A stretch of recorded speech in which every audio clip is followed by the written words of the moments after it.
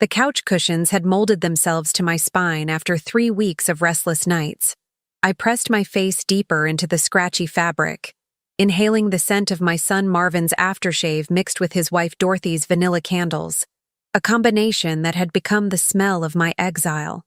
Through the thin apartment walls, I could hear them whispering in their bedroom, their voices low and urgent, discussing me like I was a problem to be solved rather than the woman who had raised him. Don't forget to subscribe to the channel and comment where you're watching from.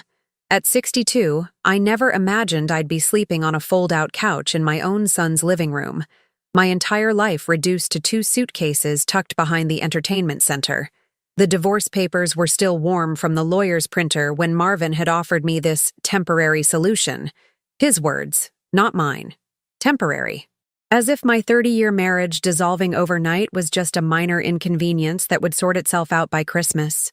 The morning light filtered through Dorothy's pristine white curtains, casting shadows across the hardwood floors I wasn't allowed to walk on with shoes. Every rule in this house was unspoken but absolute. Don't use the good towels, don't touch the thermostat, don't cook anything that might leave a smell. I had become a ghost, haunting the edges of their perfect life. I heard Marvin's alarm buzz at precisely 6:15 a.m., followed by the sound of the shower running. Dorothy would be next, taking her 20-minute beauty routine that left the bathroom fogged with expensive moisturizers and serums. By the time I was allowed my turn, there would be no hot water left. It was a small cruelty, perhaps unintentional, but it stung all the same. "Mom, you're up early." Marvin appeared in the kitchen doorway, already dressed in his charcoal suit, hair perfectly styled. At 35, he had inherited his father's sharp jawline and my stubborn streak, though he seemed to have forgotten where the latter came from. "Couldn't sleep," I said, making instant coffee with water I'd heated in the microwave. The good coffee maker was off limits. Dorothy's wedding gift from her mother, she'd explained with that tight smile she reserved for me. Dorothy and I were talking. He loosened his tie slightly, a nervous habit from childhood. "We think it might be time for you to start looking at more permanent arrangements." The coffee turned bitter in my mouth. Permanent arrangements? Senior living communities. They have great programs now. Social activities. Meal plans. His voice trailed off as he watched my face. "Mom, you know this was always temporary." "Of course." I set down my mug with more force than necessary. How silly of me to think I might stay until I got back on my feet. "Don't be like that. You know we want to help." "Help?" The word came out sharper than intended. "Marvin, yesterday you drove Dorothy's mother to look at that new apartment complex on Maple Street, the one with the granite countertops and the in-unit laundry." His Adam's apple bobbed. "That's different. Barbara has specific needs. She has a perfectly good house she doesn't want to sell. My specific need is a place to sleep that isn't your couch." Dorothy appeared then, her blonde hair twisted into a sleek bun, already dressed for her job at the marketing firm. She moved through the kitchen with practiced efficiency, avoiding eye contact with me while she prepared her protein smoothie. "Morning, Martha," she said without looking up from the blender. The use of my full name instead of Mom felt deliberate, a small but constant reminder that I was not family. I was a guest who had overstayed her welcome. "Good morning, dear." I forced brightness into my voice. "Marvin was just telling me about your plans for your mother's new apartment." Dorothy's hand stilled on the blender button. "Mother needed a change of scenery. The house was too big after Daddy passed." "Of course. 3 bedrooms is enormous for one person." I glanced meaningfully around their 2-bedroom apartment, where I'd been sleeping in the living room for nearly a month. The silence stretched between us like a taut wire. Marvin cleared his throat. "Mom, about the baby's room. What about it?" I turned to face him fully. The spare bedroom they'd been using for storage had been cleared out last week, painted a soft yellow in preparation for their first child.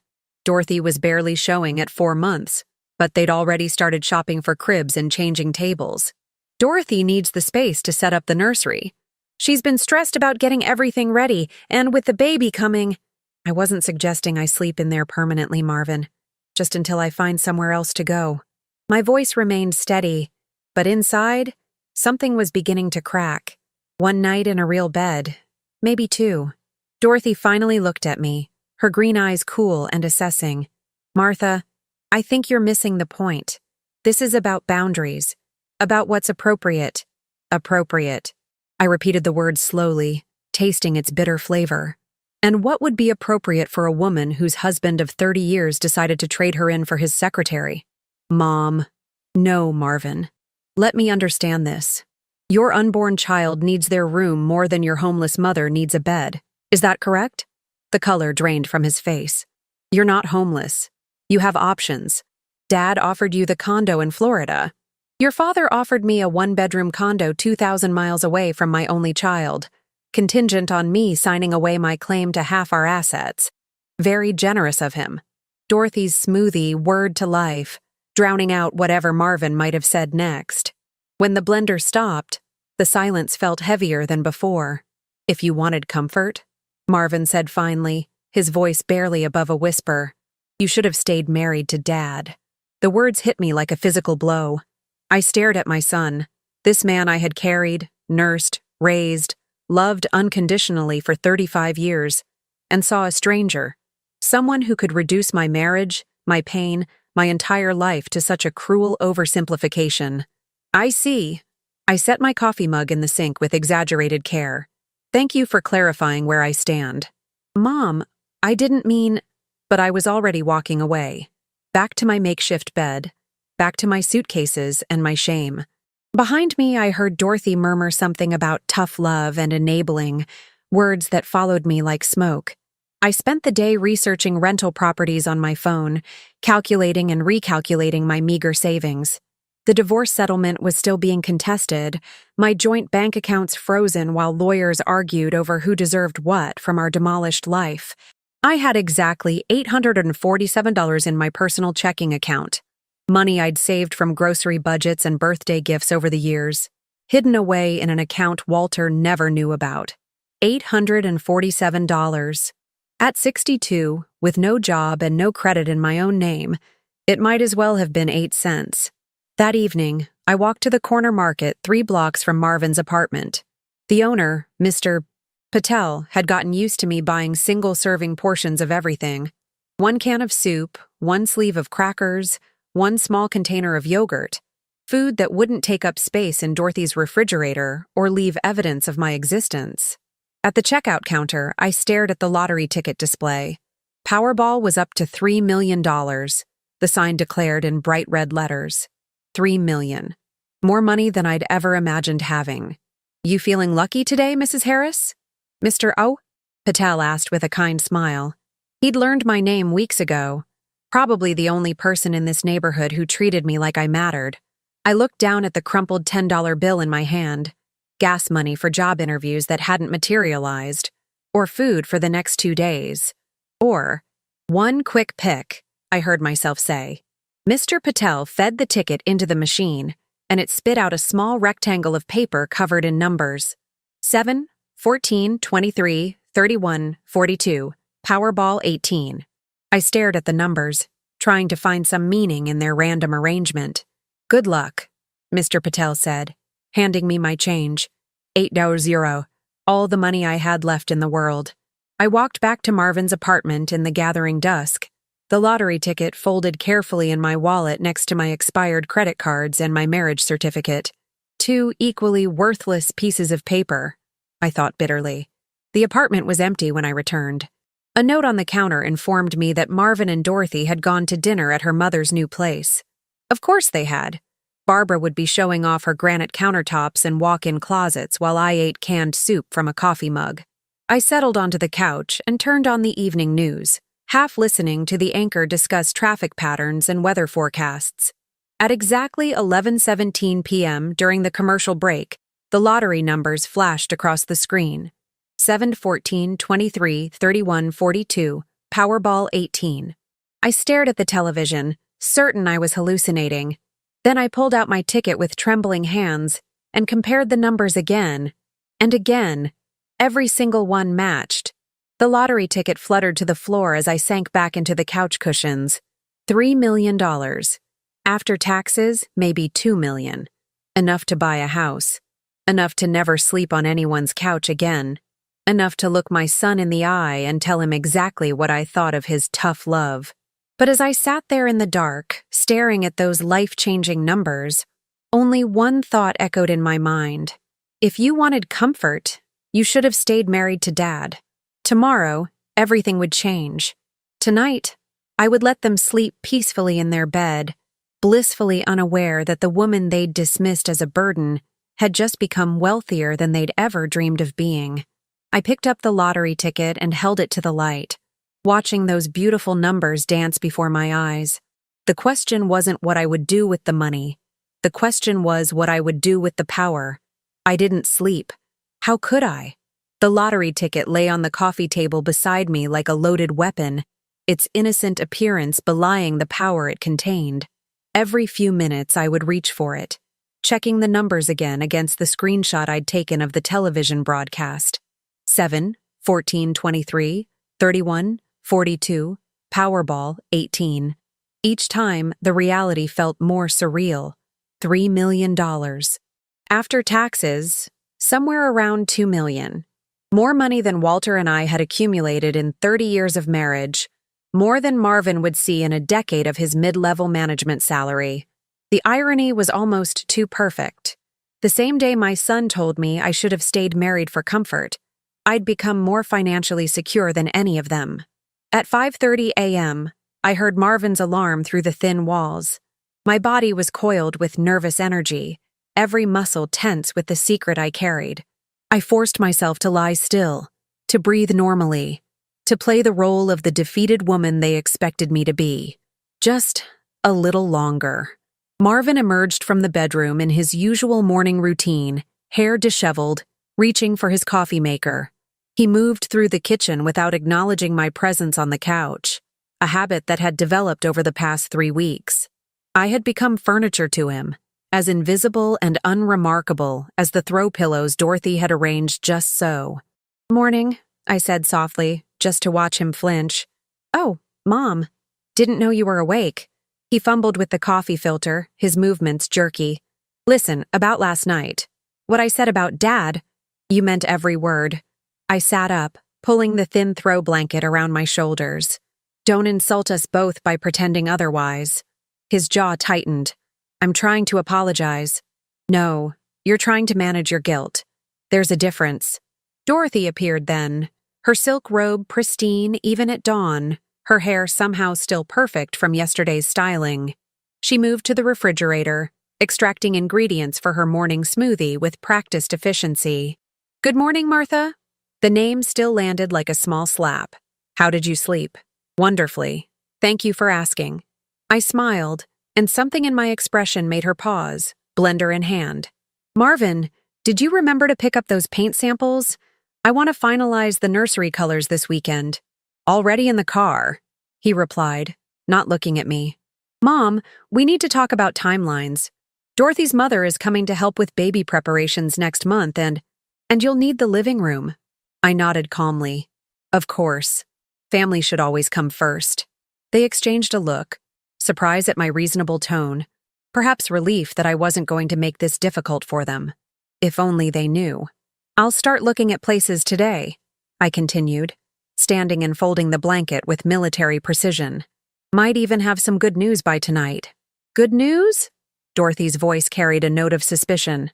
"A woman my age doesn't have many options, but I'm resourceful. You'd be surprised what opportunities exist when you're properly motivated."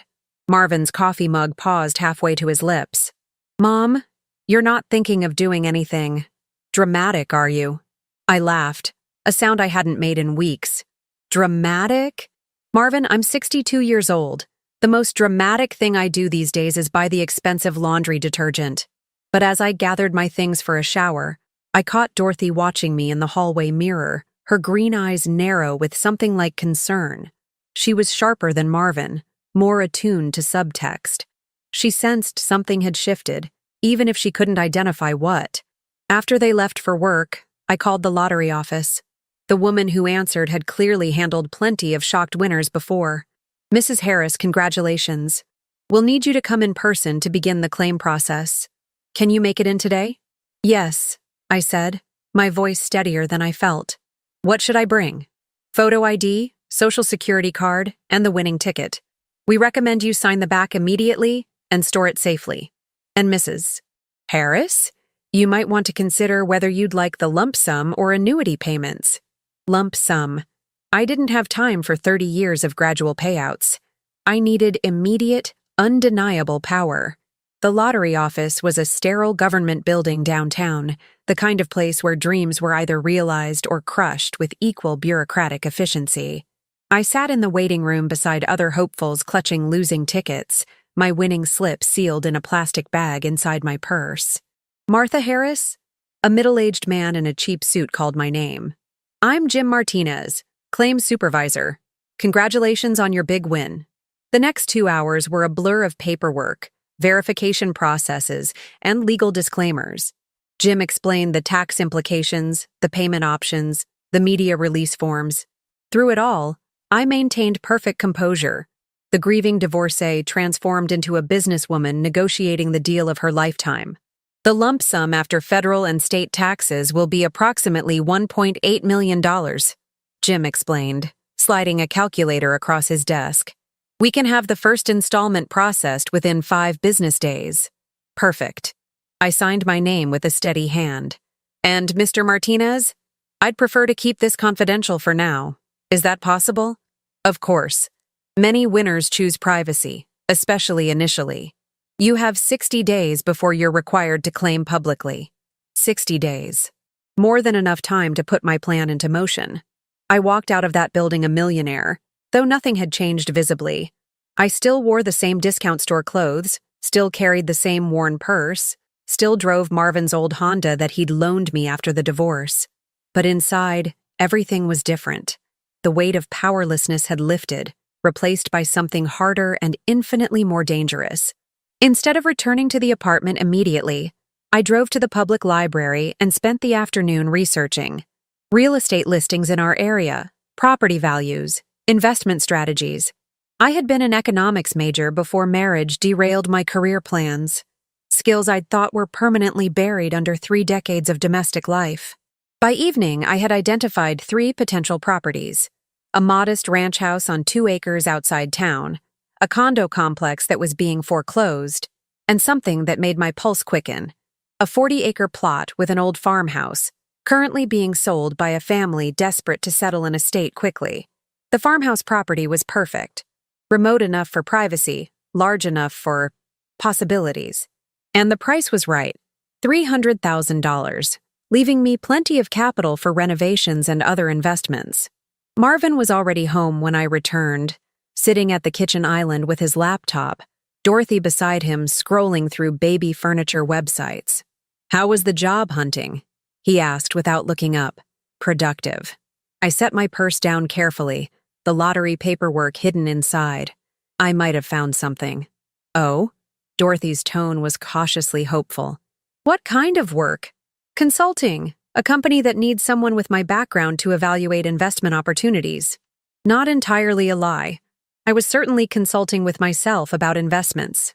"That sounds promising," Marvin said, though I detected skepticism in his voice. "When would you start?" "Soon. Very soon." I moved to the refrigerator, helping myself to leftover takeout that I would have asked permission to eat just yesterday. I might need to travel for a few days, look at some properties the company is considering. "Properties?" Dorothy's interest sharpened. "For what kind of business?" "Agricultural ventures, sustainable farming, animal rehabilitation, growing markets, apparently." I took a bite of cold Chinese food, savoring both the flavor and the lie. "The position comes with housing, company property." I watched their faces carefully.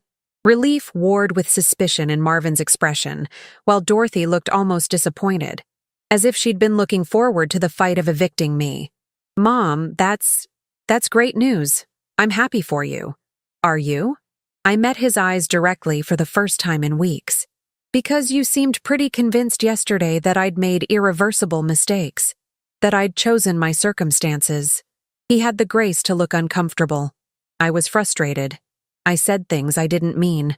"No, Marvin. You said things you meant but wished you hadn't said aloud. There's a difference." Dorothy cleared her throat. "The important thing is that you're moving forward. Finding independence. Independence. I savored the word. Yes, that's exactly what I'm finding. That night, I lay on the couch for the last time, staring at the ceiling and listening to my son and his wife murmur behind their closed door. Tomorrow, I would drive out to see the farmhouse.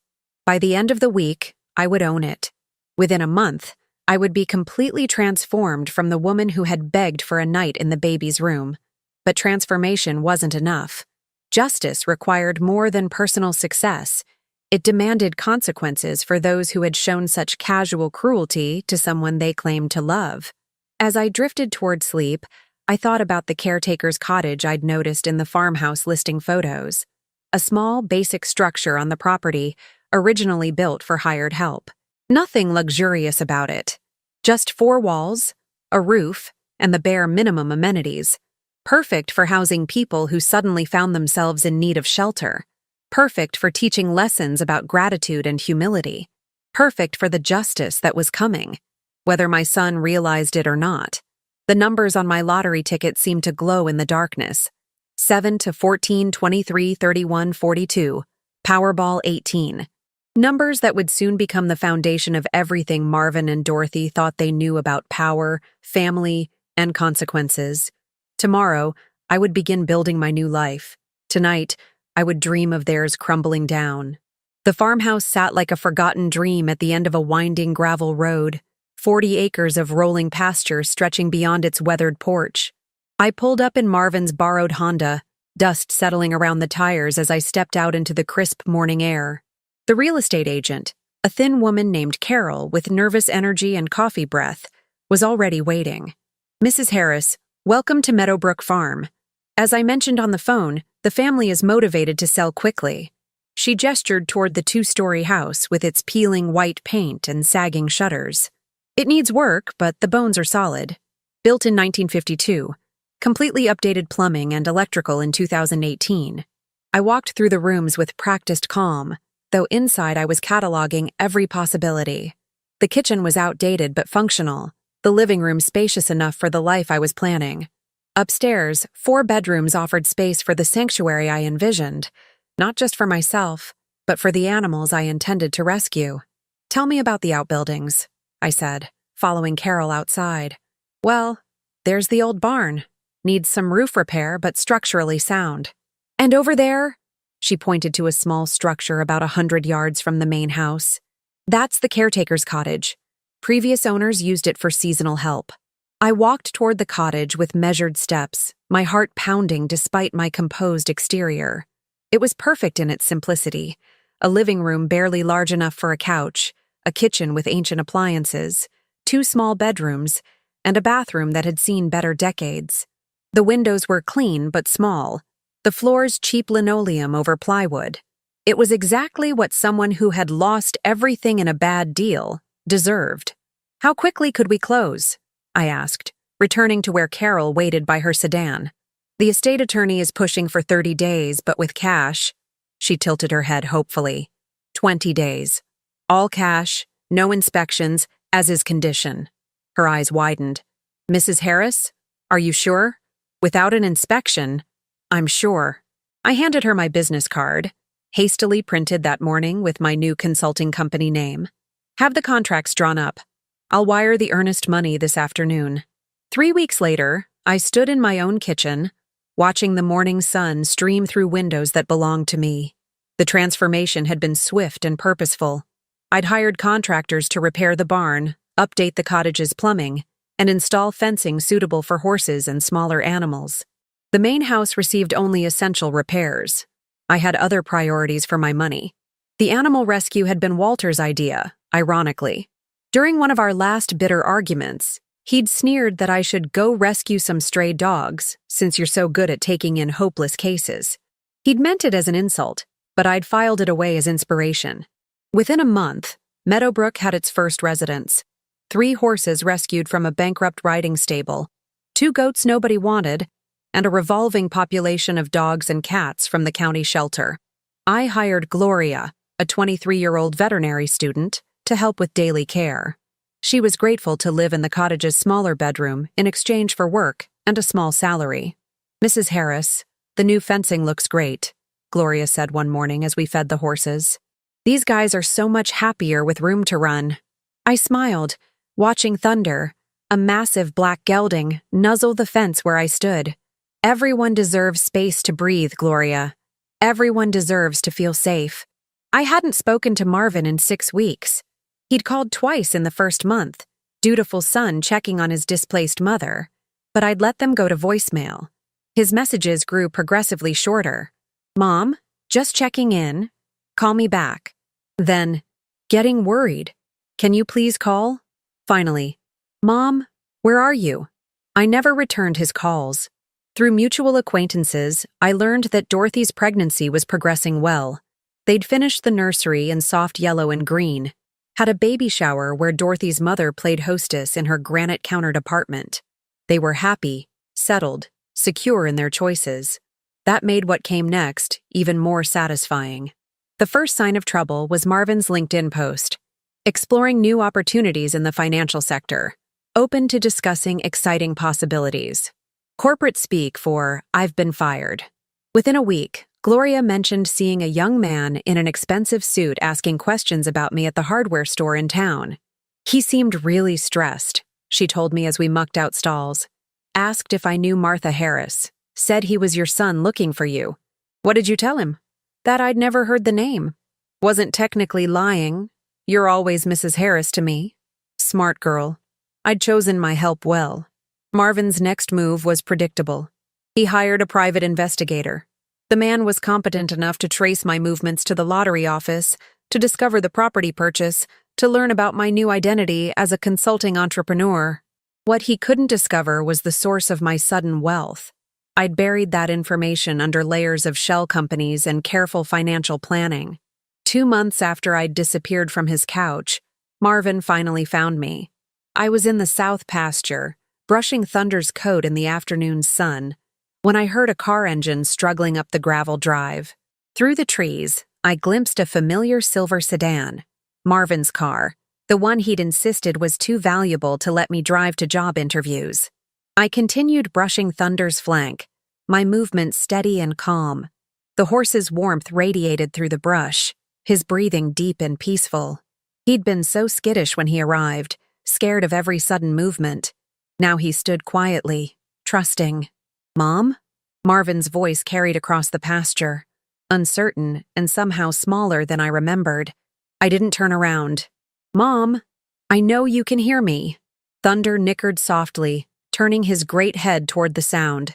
I scratched behind his ears, murmuring reassurances. Finally, I looked up. Marvin stood at the fence line, still wearing his business clothes though it was Saturday. His hair was disheveled, his usually crisp shirt wrinkled. He looked like a man who hadn't been sleeping well. Hello, Marvin. Mom, what the hell is going on? You disappeared, you're not answering calls, and now I find you on some farm playing with horses? I set down the brush and walked slowly toward the fence, Thunder following like a loyal dog. This is my home. These are my animals. I'm exactly where I'm supposed to be. Your home?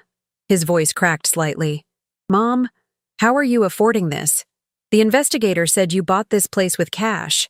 Where did you get that kind of money? The same place anyone gets money, Marvin. I earned it. Doing what? You haven't worked in 30 years. I met his eyes through the fence rails. I've been working all my life. I just wasn't getting paid for it. He ran his hands through his hair. Another childhood gesture that would have softened my heart just months ago. Now it simply looked like weakness. Look, I know we had some difficult conversations before you left. Before I left, the words came out sharper than intended. Marvin, you threw me out. You literally told me I should have stayed married if I wanted comfort. I was frustrated. The situation was complicated. For you, it was complicated for you. I turned away from the fence, walking back toward Thunder. For me, it was quite simple. My son chose his wife's comfort over his mother's basic dignity. That's not fair.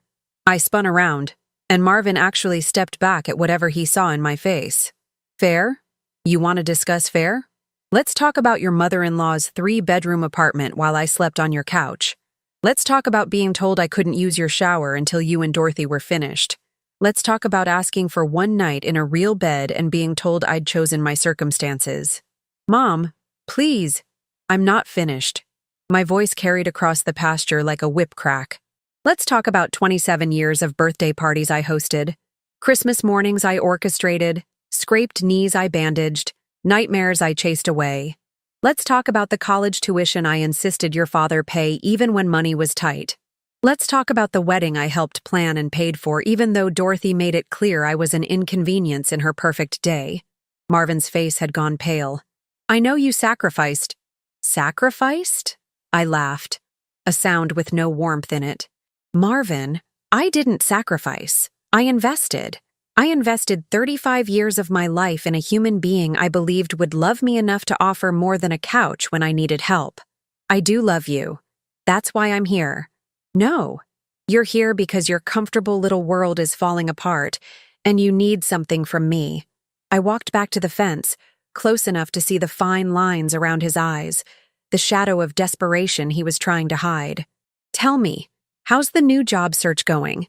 His mouth opened and closed like a fish gasping for air. Oh, you think I don't know? Marvin, I may be a 62-year-old woman who was sleeping on your couch 2 months ago, but I'm not stupid. I know about Henderson and Associates letting you go. I know about the botched Morrison account that cost them $500,000. I know about the apartment lease you can't afford, and the credit cards you're maxing out to maintain Dorothy's lifestyle. How could you possibly? The same way I know that Dorothy's mother isn't paying for that new apartment.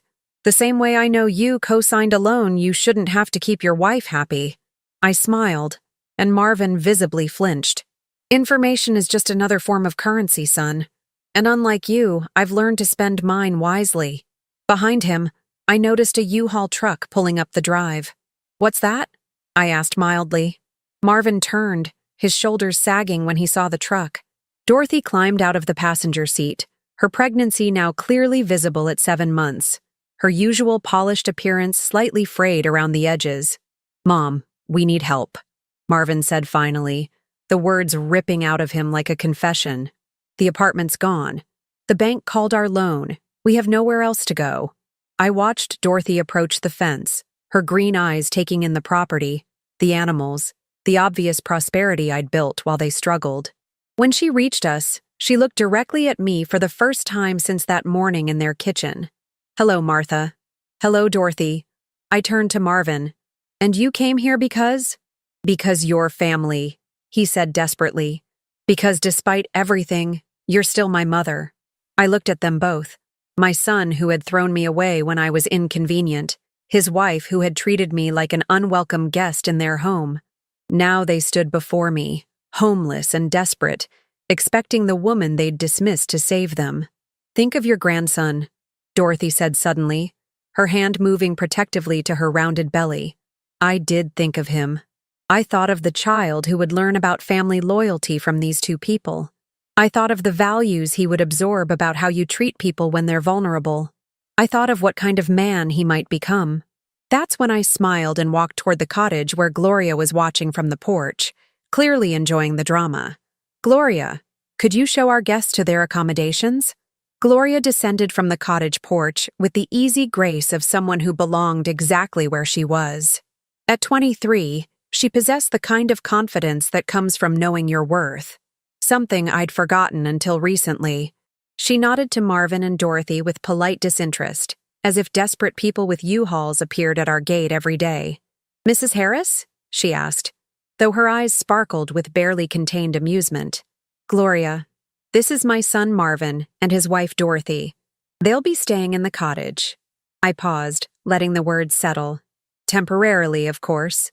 Dorothy's face cycled through a series of expressions. Hope, confusion, and finally something approaching horror as she really looked at the small structure behind Gloria.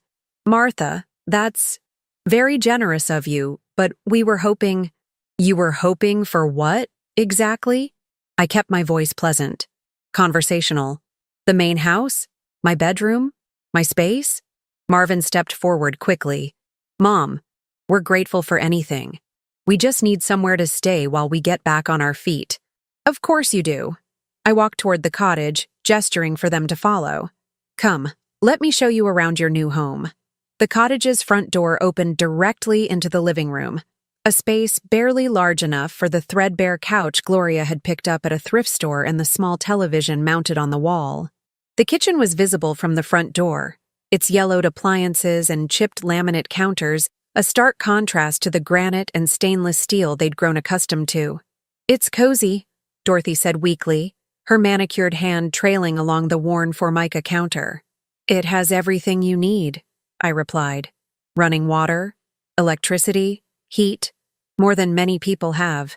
I opened cabinets to reveal basic dishes, mismatched glasses, the kind of kitchen supplies you'd find at a discount store. Gloria's been using the second bedroom, but she's moving her things to the main house today. You'll have both bedrooms to yourselves. Marvin peered down the narrow hallway. Both bedrooms. Well, one's quite small. Probably just right for a nursery, though. When the baby comes. I smiled at Dorothy's pale face. You did want to think of your grandson, didn't you? The tour continued through the cramped bathroom with its stained bathtub and the two bedrooms, one barely large enough for a double bed, the other sized for a child. Everything was clean but worn, functional but without any hint of luxury or comfort. "This is temporary," Marvin said, though he sounded like he was trying to convince himself as much as us. "Just until I find another job. The market's tough right now, but something will come up. I'm sure it will." I walked back to the living room, my footsteps echoing on the thin flooring. "There are a few house rules we should discuss." Dorothy sank onto the couch, her pregnancy making her movements awkward. "Rules? This is a working farm. We start early, 5 a.m. feeding schedule. The animals don't care about human convenience." I counted off on my fingers. "No loud music or television after 9 p.m. The horses are sensitive to noise. No unauthorized visitors without prior approval. No alcohol on the property. It spooks the rescue animals. And everyone contributes to the work. No exceptions." "Work?" Marvin's voice climbed higher. "Mom, Dorothy's 7 months pregnant. She can't be doing farm labor." "Then I suppose you'll have to work twice as hard to make up for it." I met his eyes steadily. "Unless you'd prefer to find other accommodations?" The silence stretched between us like a taut wire. Through the cottage window, I could see their U-Haul truck loaded with boxes, furniture, the remnants of their comfortable life. They had nowhere else to go, and we all knew it. "The work starts tomorrow," I continued. "Gloria will show you the routine. Feeding, mucking stalls, fence repairs, general maintenance. It's honest work. Good for building character." Dorothy's composure finally cracked. "Martha, this is insane. We're not farmhands. Marvin has a college degree, a career." "Had," I corrected gently. "He had a career. Now he has an opportunity to learn the value of physical labor." I turned to my son, who was staring at me like I'd become a stranger. "Marvin, do you remember when you were 8 and wanted that expensive bicycle for your birthday?" His brow furrowed. "What does that have to do with anything? I told you that if you wanted it, you'd have to earn half the money yourself. You mowed lawns all summer, saved every penny.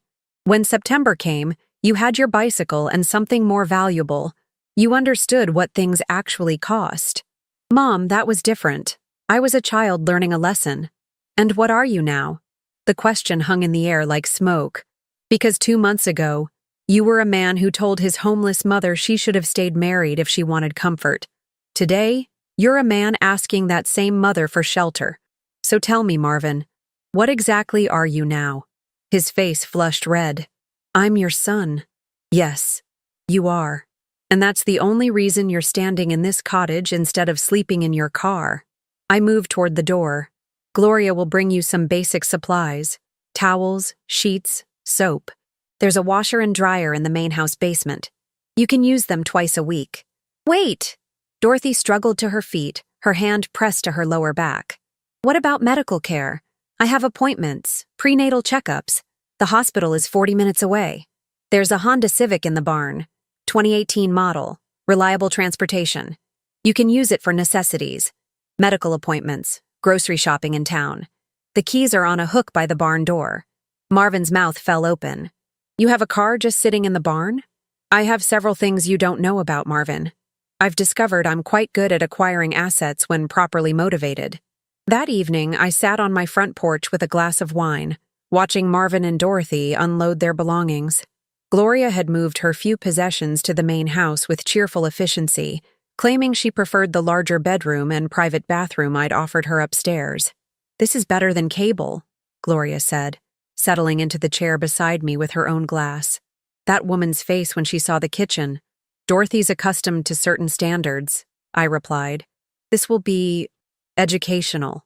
Through the cottage windows, I could see them moving around the cramped spaces, trying to figure out where to put their king-sized bed in a room designed for a double, how to fit their extensive wardrobe in a closet the size of a phone booth. Dorothy's careful arrangements of throw pillows and decorative objects looked absurd in the basic living room. "Mrs. Harris," Gloria said carefully, "can I ask why you're doing this? I mean, they're family.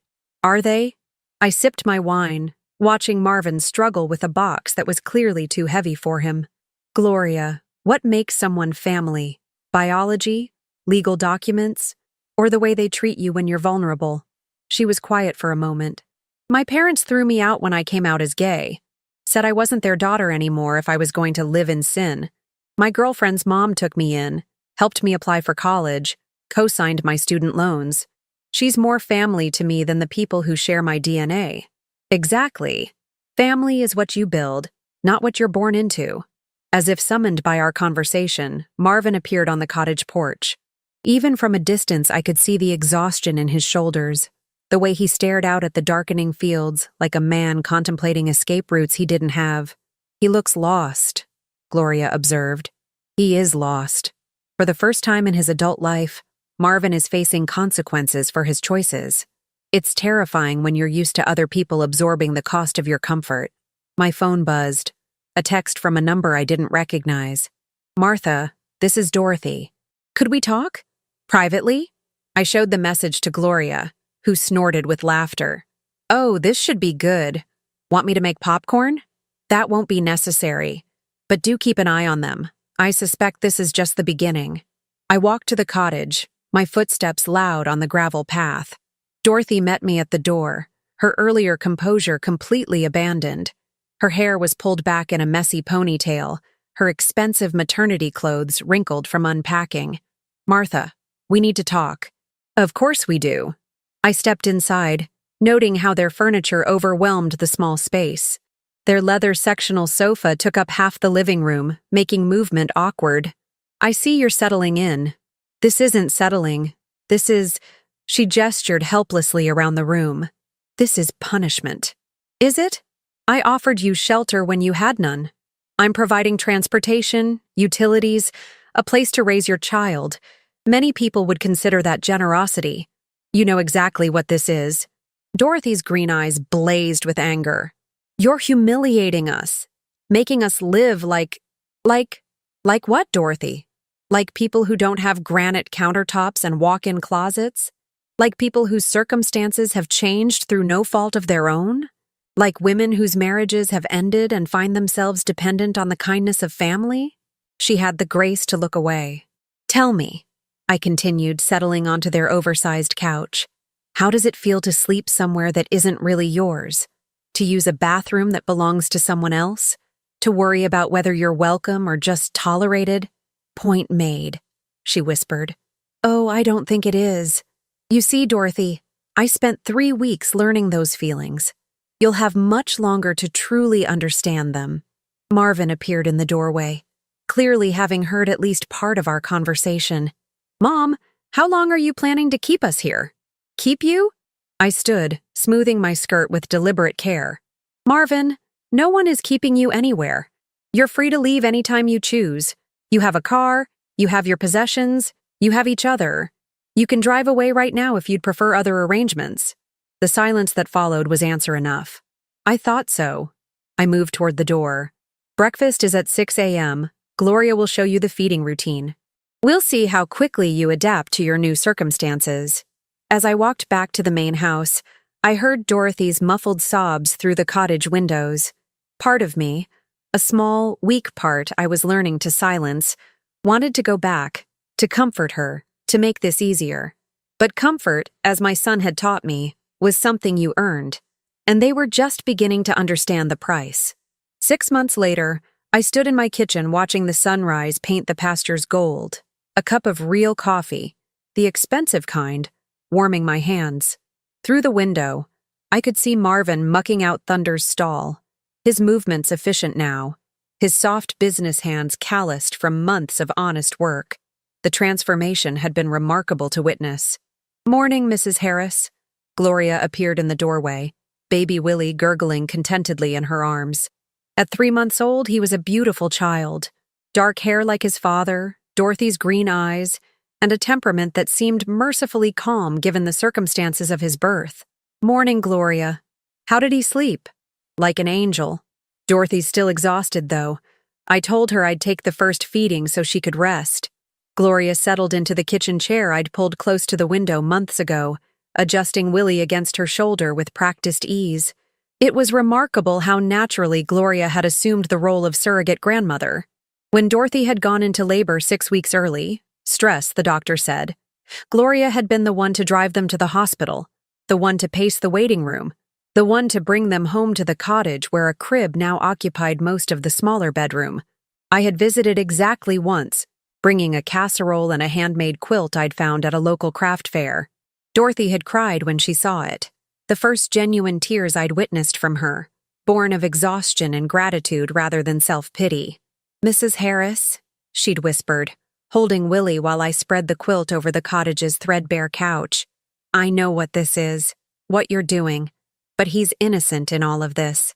"Yes," I'd agreed, smoothing the quilt's edges. "He is. That's why he has a roof over his head, and food in his belly, and people who love him." I'd met her eyes then, seeing something I hadn't expected: acceptance. What he doesn't have is a grandmother who will enable his parents to take that love for granted. Now, watching Gloria coo at Willie while Marvin worked in the barn, I felt something I hadn't experienced in years: peace. Not the desperate quiet of survival, but the deep satisfaction of justice served and lessons learned. "He's getting stronger," Gloria said, following my gaze to Marvin, "both physically and otherwise." She was right. The soft executive who'd thrown me out 6 months ago had been replaced by someone leaner, steadier, more thoughtful. The physical labor had burned away his corporate arrogance, and the complete reversal of power dynamics had taught him humility in ways no motivational seminar ever could have. "Yesterday, he asked me about expanding the rescue program," Gloria continued. "Said he'd been thinking about how we could take in more horses, maybe some cattle from that farm closure up north." "Did he?" I sipped my coffee, unsurprised but pleased. Marvin had always been intelligent. He'd simply needed his assumptions challenged to remember how to think beyond his own immediate comfort. And Dorothy's been helping with the bookkeeping. She's actually quite good with numbers. Better than me, anyway. This was news. "Since when?" "About a month now. She asked if there was anything she could do to help with the business side while she's nursing. Says she majored in accounting before she switched to marketing." Gloria shifted Willie to her other arm. "I think she's trying to prove she belongs here." Through the window, I watched Marvin emerge from Thunder's stall and walk toward the cottage. His stride was different now, less hurried, more purposeful. He paused at the cottage door, looking back toward the main house, and I saw him notice my silhouette in the kitchen window. He raised his hand in a tentative wave.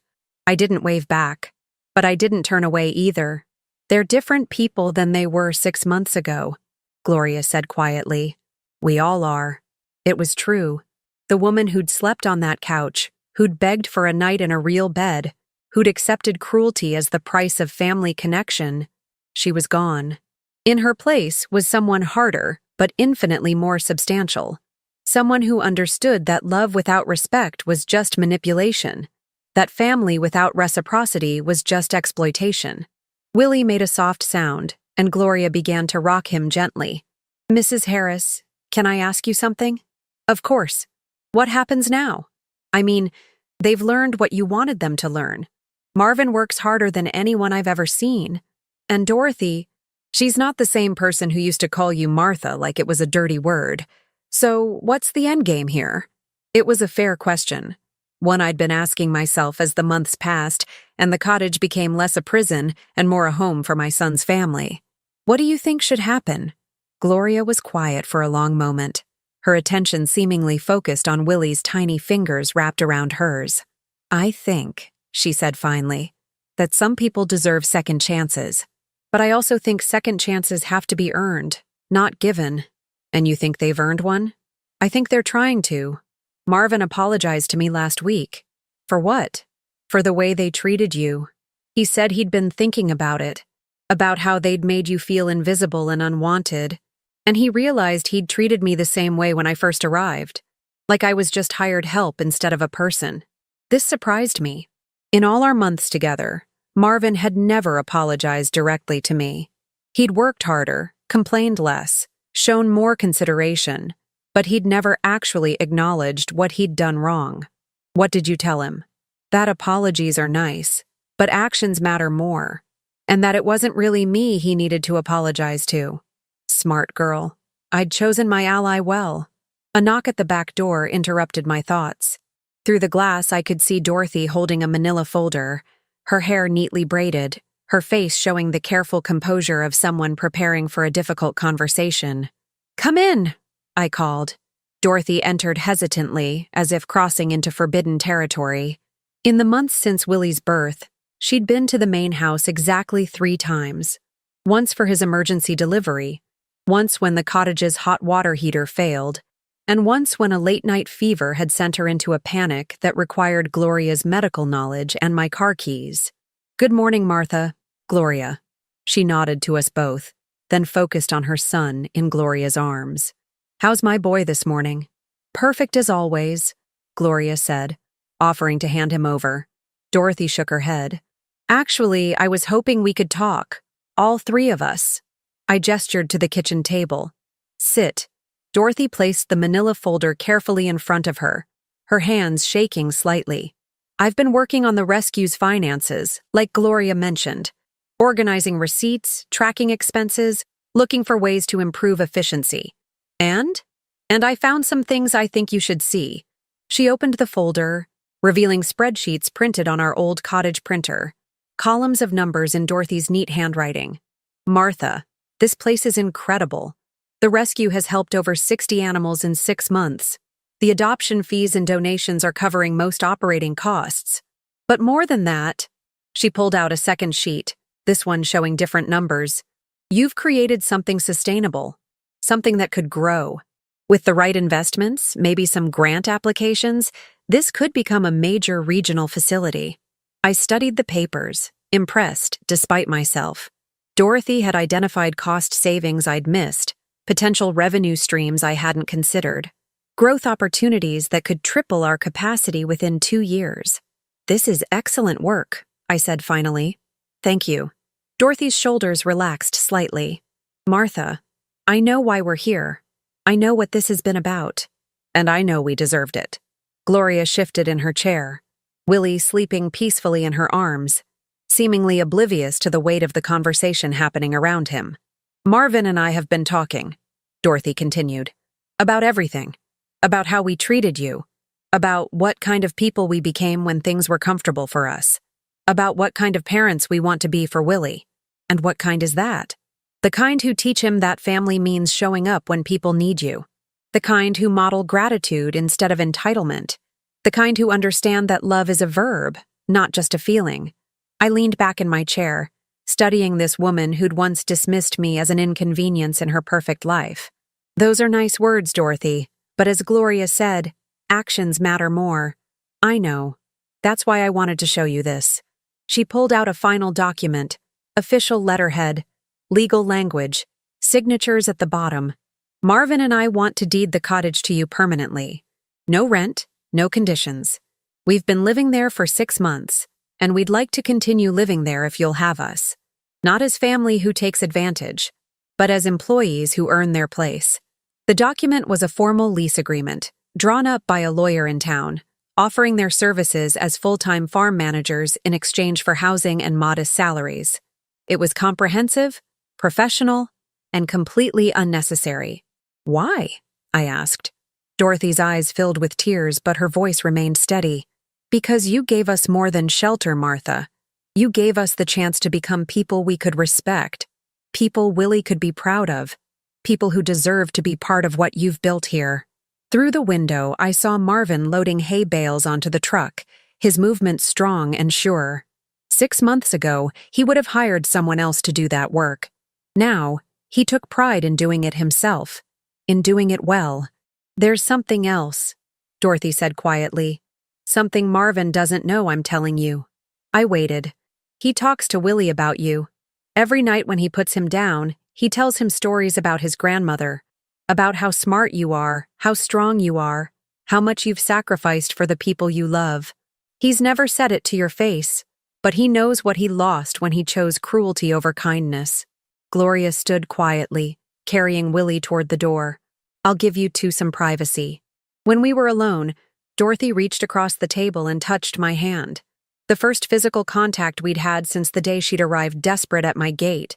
Martha, I can't undo what we did to you, but I can promise that if you give us the chance, we'll spend the rest of our lives proving we've learned from it. I looked down at our joined hands, hers soft but no longer manicured, mine calloused from months of physical work I discovered I actually enjoyed. Two women who'd started as adversaries, united now by the small person sleeping in Gloria's arms, and the hard-won wisdom that comes from surviving your own worst impulses. The cottage is yours, I said finally. Not as a gift, but as what you've earned. Dorothy's tears came then, months of held-back gratitude and relief spilling over onto my kitchen table. But Dorothy, I continued, and she looked up through her tears. If you ever make me feel invisible again, if you ever treat my love as something you're entitled to rather than something you're grateful for, this arrangement ends. No second chances, no explanations. Are we clear? Crystal clear.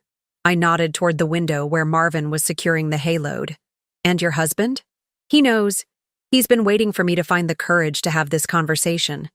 She wiped her eyes with the back of her hand. He said to tell you that he's ready to apologize whenever you're ready to hear it. I stood, walking to the window to watch my son work.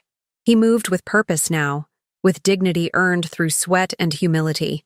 The soft executive was gone, replaced by someone I could actually respect. Tell Marvin, I said without turning around, that apologies are nice, but I'm more interested in the man he's becoming than the man he used to be. Outside, thunder whinnied from his pasture, and Marvin looked up at the sound, smiling at the horse who'd once terrified him. 6 months ago, my son had been afraid of everything that required actual work, actual courage, actual growth. Now he was afraid of nothing except losing what he'd finally learned to value. That, I thought, as Dorothy gathered her papers and headed back to the cottage where her family waited, was exactly as it should be.